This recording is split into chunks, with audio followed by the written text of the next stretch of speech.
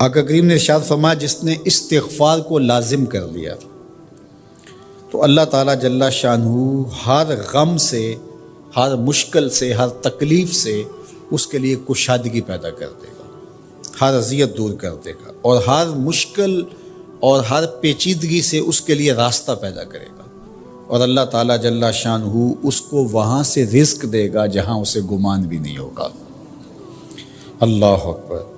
حضرت انس رضی اللہ تعالیٰ عنہ سے ایک روایت سن لیجئے، کہتے ہیں کہ رسول کریم صلی اللہ علیہ وآلہ وسلم نے فرمایا کہ جس طرح تانبے کو، لوہے کو، دھاتوں کو زنگ لگتا ہے، اس طرح دلوں کو بھی زنگ لگتا ہے، اور فرمایا زنگ کو اتارنے کے لیے جو چیز بنائی گئی ہے وہ استغفار ہے۔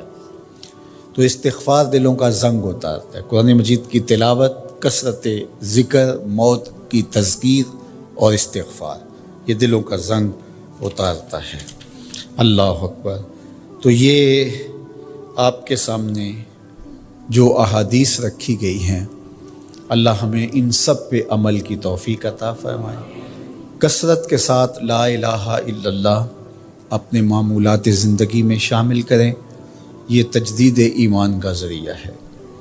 اسی طرح سبحان اللہ و بحمدہ یہ دن میں 100 مرتبہ اپنے معمولات میں شامل کر لیں۔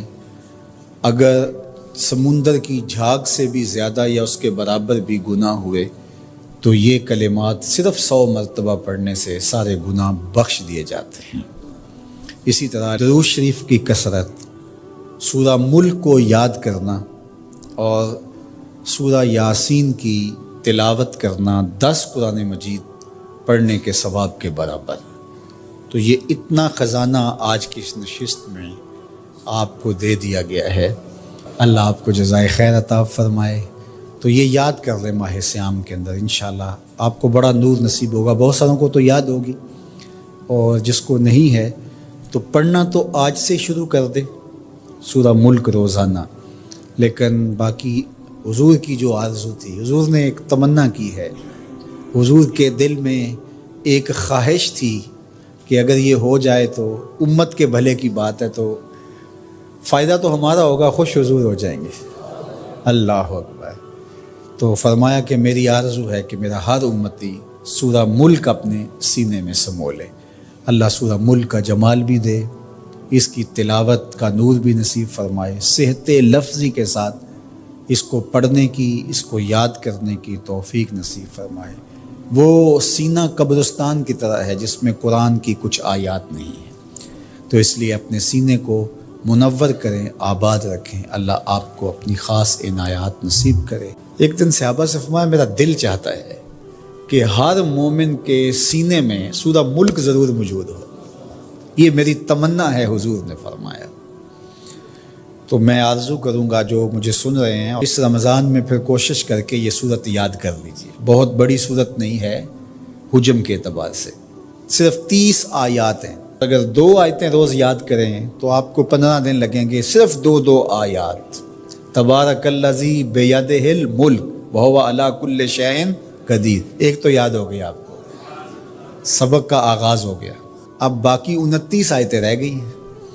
تو میں چاہوں گا کہ میرے جملہ سننے والے اور آپ جتنے لوگ موجود ہیں یہ ارادہ کریں، عزم مصمم کہ ہم نے سورہ ملک یاد کرنی ہے، اور یہ میری آرزو نہیں ہے، یہ میرے حضور کی آرزو ہے۔ اللہ اکبر۔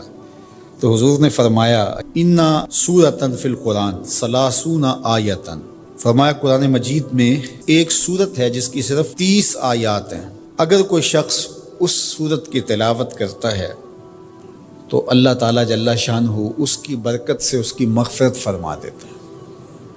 اور فرمایا کہ وَهِيَ تَبَارَكَ الَّذِي بِيَدِهِ الْمُلْكُ، اور وہ سورت ہے تبارک الذی بیدہ الملک، سورہ الملک ہے۔ مجھے امید ہے کہ آج جا کر ہی آپ جو ہے وہ اس سبق کو شروع کر دیں گے، اور اگر آپ کو 5 آیتیں بھی آج یاد ہو گئیں یا 3 آیتیں بھی یاد ہوگی تو آپ کو لگے گا کہ کوئی مشکل کام نہیں ہے۔ تو اس رمضان المبارک میں سورہ ملک ضرور یاد کر لیجئے گا۔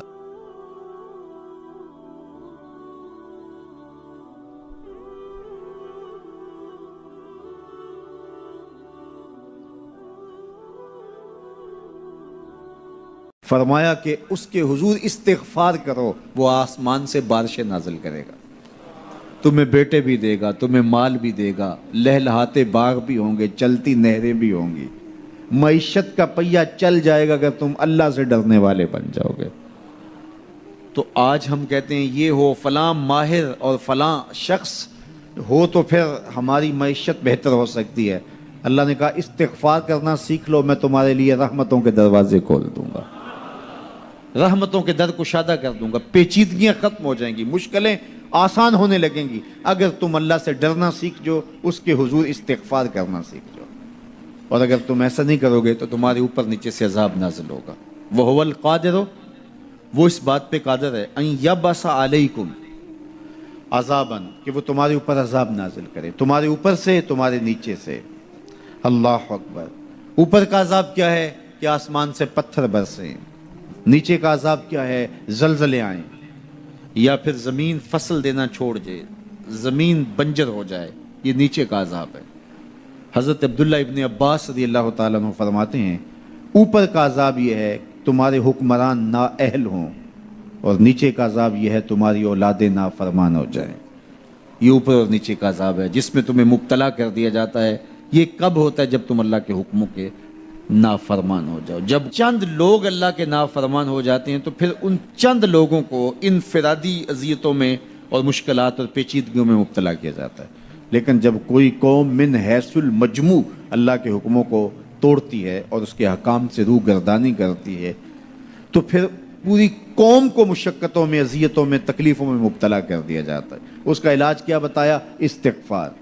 حضرت نوح علیہ السلام نے جو اپنی قوم سے کہا تمہیں مال بھی ملے گا، تمہیں دولت بھی ملے گی، تمہیں بیٹے بھی ملیں گے، سرسبز جو ہے وہ باغات بھی نصیب ہوں گے، ان کی شاخیں پھلوں سے لدی ہوئی ہوں گی، چلتی ہوئی نہریں اور برستی ہوئی بارش، ساون کے نچڑتے ہوئے بادل، اور ماحول کی خنکیاں اور خوبصورتیاں اور جمال اور لہلہاتے ہوئے سبزے، اور تمہارے اوپر ہر طرح کی عنایات برسیں گی اگر تم اللہ سے ڈرنا سیکھ جاؤ گے اور اللہ کے حضور استغفار کرنا سیکھ جاؤ گے، تمہیں خوشحال اور خوبصورت زندگی عطا کر دی جائے گی۔ اللہ اکبر۔ لیکن اگر تم ایسا نہیں کرو گے تو تمہاری معیشت تنگ کر دی جائے گی۔ استغفار کریں، تقوی کے خوگر ہو جائیں، شکر کرنے کی عادت ڈالیں۔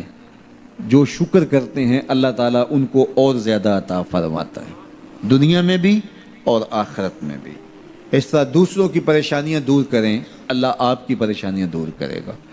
بانٹنے کا مزاج پیدا کریں، آپ کے پاس جو بھی ہے بانٹ دیں، علم ہے تو بانٹیں، خوشیاں ہیں تو بانٹیں، آپ کے پاس دولت ہے تو لوگوں کے دکھ اس دولت سے دور کرنے کی کوشش کریں۔ جب آپ بانٹنا شروع کر دیں گے تو آپ کا رب آپ کو عطا کرنا شروع کر دے گا۔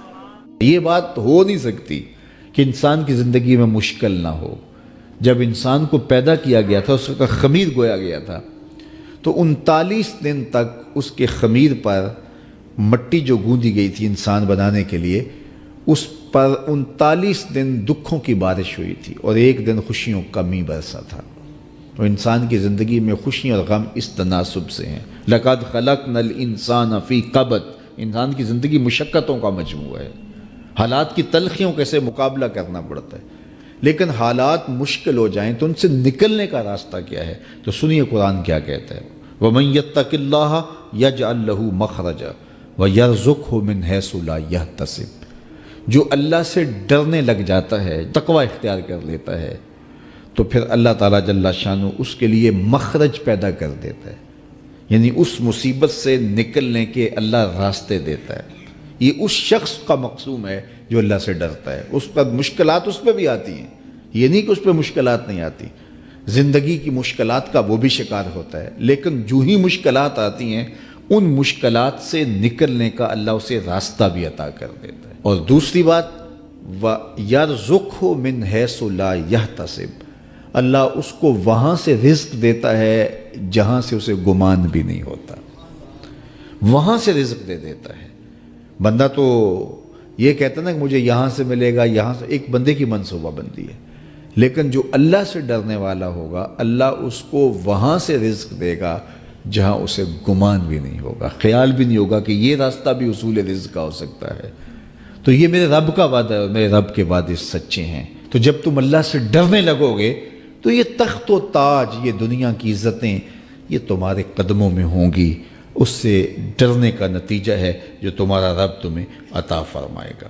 حضرت عمر رضی اللہ تعالیٰ عنہ کی خدمت میں ایک شخص آیا، اس نے کہا میرے ہاں اولاد نہیں ہے، تو آپ نے کہا استغفار پڑھا کرو۔ ایک دوسرا شخص آیا کہ صاحب بارشیں نہیں ہوتی، فرمایا استغفار پڑھا کرو۔ تیسرا شخص حاضر خدمت ہوا اور کہا کہ ہمارے ہاں قحط کا عالم ہے، فرمایا کہ استغفار پڑھا کرو۔ تو کوئی پاس بیٹھا تھا، اس کے اٹھ کے جانے کے بعد کہا کہ مختلف لوگ مختلف سوال لے کر آئے اور آپ نے ایک ہی جواب دیا کہ استغفار پڑھا کرو۔ تو کہا میں نے اپنی طرف سے تھوڑا دیا، یہ تو میرے رب کا فرمان ہے۔ کہا وہ کیسے؟ کہا سورہ نوح پڑھو، فَقُلْتُ اسْتَغْفِرُوا رَبَّكُمْ۔ حضرت نوح علیہ السلام نے اپنی قوم سے کہا کہ اپنے رب کے حضور استغفار کیا کرو، اِنَّهُ كَانَ غَفَّارًا۔ اس کا نتیجہ کیا ہے؟ جب تم استغفار کرو گے تو وہ تمہارے گناہ بخش دے گا۔ ایک تو فائدہ اس کا یہ ہوگا، وَيُرْسِلِ السَّمَاءَ عَلَيْكُمْ مِدْرَارًا، آسمان سے موسلا دار بارشیں بھی برسیں گی، وَيُمْدِدْكُمْ بِأَمْوَالٍ وَبَنِينَ، اور اللہ تمہیں استغفار کی برکت سے مالا مال بھی کر دے گا، وَبَنِينَ، اور تمہیں بیٹے بھی عطا کرے گا، وَيَجْعَلْ لَكُمْ جَنَّاتٍ وَيَجْعَلْ لَكُمْ أَنْهَارًا، تمہیں باغ بھی عطا کرے گا اور تمہیں چلتی ہوئی نہریں بھی عطا فرمائے گا۔ آج میں سمجھتا ہوں کہ پاکستانی قوم کو اجتماعی استغفار کی ضرورت ہے۔ آپ کے دریاؤں کا پانی سوکھ گیا، استغفار کریں گے اللہ تعالیٰ ان کو پانیوں سے مالا مال کر دے گا، بارشیں ہوں گی، قحط سالیاں دور ہوں گی، بے اولادوں کو استغفار سے اولاد نصیب ہوگی، اور معیشت کی بہتری جو ہے وہ استغفار کے ذریعے سے ہوتی ہے۔